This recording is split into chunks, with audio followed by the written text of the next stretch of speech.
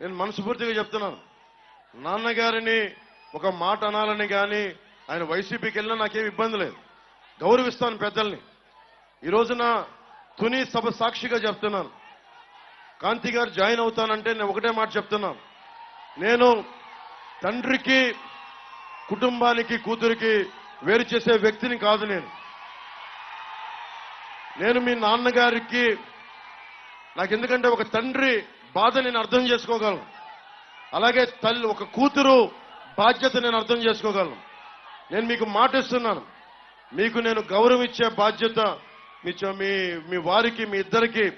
కానీ ఈరోజు నేను మాట్లాడి మీకు కండువా వేస్తే నేను నాన్నగారిని ఆయనకి ఇబ్బంది కలగడు. ఆయనకి పెద్దవారు 10 మాటలు అంటారు, పెద్దలు ఏమంటారు 10 సార్లు తిడతారు, మనల్ని భరించాలి మనం.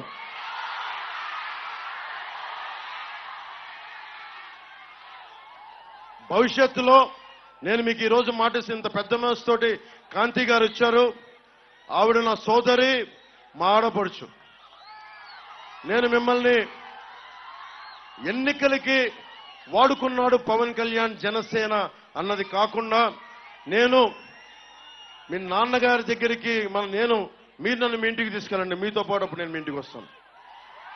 నేను మిమ్మల్ని తీసుకెళ్ళి, ఎందుకంటే మన ఎన్ని గొడవలున్నా మనం వచ్చి కూర్చొని ఆయనతో మనం విభేదించవచ్చు, అభిప్రాయ భేదాలు ఉండొచ్చు, పాలసీ పరంగా విభేదాలు ఉండొచ్చు, కానీ వేరే పార్టీలో ఉండొచ్చు. కానీ నేను ఇచ్చే గౌరవం అందరికీ, పెద్దలందరికీ ఇచ్చే గౌరవం.